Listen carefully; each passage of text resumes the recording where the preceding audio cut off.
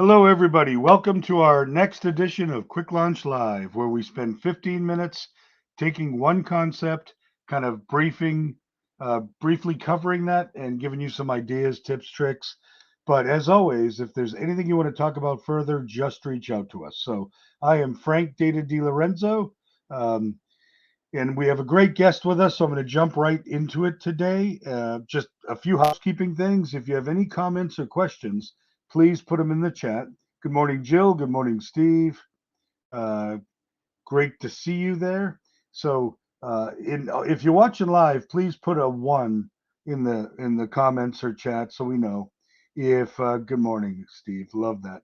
And if we're watching this, these are on demand. So if you go to our Preferred Strategies company page, you'll see these events there, and you can watch them at your leisure. Put a two if you watched. We like to know that someone's seeing these. And if you put a three, that's saying that you'd like us to reach out. Hey, Alan, good morning. So let's get right to it. We have a great guest speaker with us today. You've seen him before. He's our VP of Product, Mr. Ben Harrison. Hello, Jessica. Thanks for joining today. So let me bring Ben into the studio. Hello, Ben. Hi, Frank. It's good to see you this morning. Good to see you too. So we are talking about WIP in 15 minutes. Now, does that mean you can do your WIP in 15 minutes? I don't think so, but we're going to talk about some concepts in 15 minutes, and let's jump in and get started. So Ben has some time to cover. So I am going to just show one or two slides. How to achieve the miracle WIP? Question mark. Is there such a thing as a miracle WIP? We'll let Ben talk to that, speak to that, and if I can get my slides here to work. Okay, there we go. So we're talking about WIP, leveraging Power BI as a tool to generate your WIP report. What is Power BI? For those that don't know, you have the desktop to be able to create content, author content, and then you publish it to the service in the web, right here. And you can create content in the web as well. And then you can also leverage all of that on your mobile device. So WIP on the go, we like to call it. Work in process, and it is under construction. Many folks, I'd say raise your hands if I could see you. Hey, Jim, good morning. Thanks for joining. Um, but taking your whip on the go, that would be difficult to do on your mobile, but we'll talk about it. And most folks use Excel. We'll touch on that as well. But work in process is four numbers generally that drive everything else: the projected final revenue, projected final cost, and actual billing. Now, defining these clearly and having a solid business process provides the foundation for an enhanced analysis of our WIP. And Ben's going to take us through. So, Ben, please take it away. Do you want me to share your screen? Yeah, would you please? That'd be great. Yep. Thanks, Ben. Okay, so I'm in the Power BI service. We love to. This is the tool we really love using. But I want to talk about those four elements that really drive your WIP. And the idea of this is a miracle WIP. My experience is, and I created a WIP report for a large construction company for the better part of 18 years, and there's nothing simple about it. There's a lot of ways it can go wrong. You really need to be on top of it. And so let's think about those four numbers first of all. Projected final revenue. If you're going to start creating this, you need to understand what's included in there. If you have a pending change order, is that included in projected final revenue? Or do you restrict it to only what the contract items are for? What if it's a unit price contract and the units are going up? So you need to have some real defined rules around projected final revenue, or you'll never get your handle on the WIP. Same with projected final cost. Most companies are going to start projected final cost to be the estimate. What was the estimate when we first started? But as you start doing projections and costs are hitting and projections are changing, you need to make sure that once you start projecting that you continue to project. What if the project manager forgot to do it this month and actual cost exceeds projected final cost? I'll talk about that in a minute. But again, that's a business process that you need to be sure that everything's working correctly. In terms of actual cost, again, if you're including revenue for projected final revenue for pending change orders, you have to have the cost in there too. If you're not including that revenue, you need to either accrue or defer some cost. What do you do with committed costs? So again, a lot of decisions to be made about actual costs. One of the biggest frustrations I had was I'm trying to close out the month, getting this WIP report underway, and having AP post some additional costs. So my percent completes are changing. A lot of things that could go wrong there. And then the last bit of this is billings, right? So your actual billings, less to go wrong there. You either billed it or you didn't. All those though drive a cost in excess, bills in excess. Now, in my model here, I've done this on purpose to have CIE, BIE a single column. It's really two numbers. It's the same math, same calculation, but it's either going to create an asset or a liability on your balance sheet, whether or not you're either costs in excess or bills in excess. But if you have it as one column, you can do some really neat time-based analysis, and I'll show you that in just a second. So just to belabor, if you got a tool like Power BI, we used to print this out on a PDF or 11 by 17. It was really wide. Drilling down wasn't possible, but I can now see the summary maybe for a company, and I can drill down and see the details for any given contract. So very important. One of the first things I would like to do every month is check this percent complete. So I can sort that by percent complete. And what I can tell you is that this job and this job have a problem. Well, that job I didn't I have a blank contract number in there as on my data set. But obviously, I can't be 105% complete on this Galleria. I need to find out what happened. And it's going to be back to that. Did some cost hit after the projection was made? Or did the project manager just not update his projection? That's where some really nice functionality is going to come in. If I want to know more about my costs or my billings, I can right click, drill through, and go see those cost details or the billing details. I'll just pick the billing details for this time, just for fun. But this is going to give me all the billings done on that job, the details of every line, every billing. I can actually bring this in by the AR transaction line. I can see the contract item if I wanted to track it at that level. Again, that billing detail is going to give me the insight into if I am in a cost in excess, what's not been billed, or if I'm in a build in excess, what has been billed that maybe is helping be in that superior build in excess position. So being able to drill through is important. Being able to sort is important as you're trying to close out your WIP. If you got the discipline to keep the inputs consistent, there's a lot of nice tools that you can have. So Ben, a miracle whip might be hard to achieve, but a whip with drill down is starting to get there. Oh yeah, no, it's certainly something you want to have. And Frank, our customers always ask us that question is, Yes. if you have a WIP report, can you drill down to the details? And that's where the answer is to what changed this month. Speaking of that, what changed this month, that's an important aspect of what I used to do.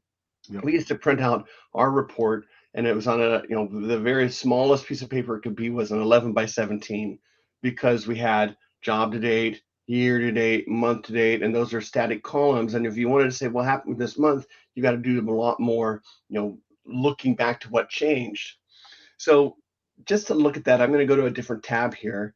And what I've done here is I've created a time filter on here so that I can actually go and just toggle to month to date or year to date and see those numbers without having a big wide piece of paper, right? So I can see them all at once. But what's more is if I'm wondering what happened, right? So if my cost nexus went up or if I'd added gross profit to this, I want to know, well, if my earned revenues changed, it's changed because either the actual cost changed, projected final cost change, or projected final revenue change, because it's percent complete times revenue. Those are the three numbers that drive that. So if it's changed, what was it? Well, the nice thing is I can start looking at month to date and go through and say, okay, the changes to actual costs are these, right? I can start looking for, I can even sort and say, well, what was the biggest change on all my jobs? I can see it that way. So again, the idea of knowing how that flows and being able to drill into the details on that gives you the insight into, of course, we had some, approved change order, maybe change the revenue, or we had deferred some costs that we finally recognized on a pending change order. Lots of things, but that's the insight you get by being able to see the data, not only job to date, but those different periods. Hopefully everyone understands kind of what I'm saying. If you've been doing WIP for a long time, that's just how your brain works. So, Right. um, And Ben, you're yep, showing this via Power BI, I am showing correct? Power BI. Power BI. Um, the term I always hear with WIP is quote unquote snapshot. I wish I could snapshot at the end of the month so it's not a moving target. So if you could, if you get a chance, just to mention how a data model is helping you drive this, and if you could use Excel if somebody's more comfortable there, that would be great. I do like that snapshot question, Frank, and most people are using Excel as a form of a snapshot. Essentially, they download all their data at a given moment in time, and then do this all these v lookups or H lookups. So there's a lot of logic and savvy built into those Excel spreadsheets. My experience is they will get corrupted eventually. One of the formulas won't get copied down, and so Mm. even though you've created the snapshot by month, errors get introduced into that, and it's not very reportable because if you got this, 1 month on one tab and another month on another tab, creating a time-based report out of that is really difficult. And so let me move on to that. And I want to come back to snapshots, but thinking of that time-based, what you really want to start doing is not knowing not only what is my Mhm. CIE right now, my costs in excess, bills in excess, but what was it last month? What was it the month before? What was it the month before? Because obviously being billed in excess is very much preferred. There's times when you might have a contract that's cost in excess for 1 month. But what happens if it's month after month? So I picked a project manager here. Looks like Babe Ruth is this blue one. And honestly, I'm concerned about Babe Ruth. This blue line that's going down means that I'm getting more and more in a cost and excess position. And if I was this is 2017 in May, I'd be approaching Babe Ruth and saying, "Hey, Babe, uh, what's wrong? Because you cannot keep on going this direction. If it's next month, it's even worse." Now, hopefully, Babe's got a really good explanation, and he's going to say, "Yeah, the owner's holding some money, but they're going to pay us." And in fact, this case, you can see the owner did pay, and we ended up getting in good shape. But um, that's the type of thing you want to see, and whether or not this is a profit where you can manage profit fade, or whether it's cost in excess where you can look at, are we overbilled or underbilled? There's Mhm. a lot of data that you want to see um, in a time base, right? Because time base gives you that context of, is this getting better or is it getting worse? That's my complaint. The biggest problem with having your snapshot sitting in Excel, because you're not going to be able to create these reports easily. If you have your snapshot sitting as a database, as a table, then you can still do all these type of reportings using a tool like Power BI, and it can be very, very compelling. Snapshotting is not adds a lot of complexity to kind of your setup. But again, if you want this miracle whip, this whip that's going to give you this insight and this power, you're going to have to go through the hard work to make those things get together. So Ben, everything you're showing, if I have a well-vetted data model, which is part of what we discuss as a value add to your data-driven experience, I could use Excel similar to Power BI if I have my data set up properly. Is that accurate? That's correct. Yeah. So the really Power BI is what we'd say is a great reporting tool, but it's a reporting tool that's built on a data model, right? So you notice that back in my WIP tab, I have the definition of earned revenue. I have the definition of cost in excess, bills in excess. I have a different measure here that breaks those into two columns, so I can get the total of the assets and the liabilities. But those then are defined one time in that data model, and I can access that data model using almost any tool, whatever the right tool for the job is. We love Power BI. It's very interactive. It's very reasonable, but you could easily do the same type of work with Excel or even paginated reports. So I have a question for the audience, and we only have a minute left, so I want to do this quickly. But does anybody out there currently do their WIP separately in Excel? And is it prone to errors or some of the concerns that we're discussing today? I'd be curious. It's something we see often, but if anybody out there has that experience today, it'd be great to share. And you can just put it in the comments. You can say yes, put your hand up, whatever you'd like. Well, Frank, that's kind of what I wanted to show today. There's actually lots of topics we could do in WIP, and maybe we should get together again and talk about some more future topics. I'm thinking of profit fade. I'd love to dig into that a little bit more. Maybe talk about backlog and how you can spread that across time, so that you understand the quality of your backlog and what you can anticipate from the profitability out of that backlog this month, this year, into the future. Um, so, because backlog quality really affects your current portfolio and what you can hope to overcome in terms of profits. Well, Ben, we got a yes and a yes from a controller out there on the question I asked about doing it separately in Excel and challenges with errors. So I personally think this topic is worthy of a Miracle Whip version 2 or part 2. So maybe we can plan that out. I think that would be a good one. Maybe we can do it next. If I can get your time again, Ben, we really appreciate it. I'm going to take this off.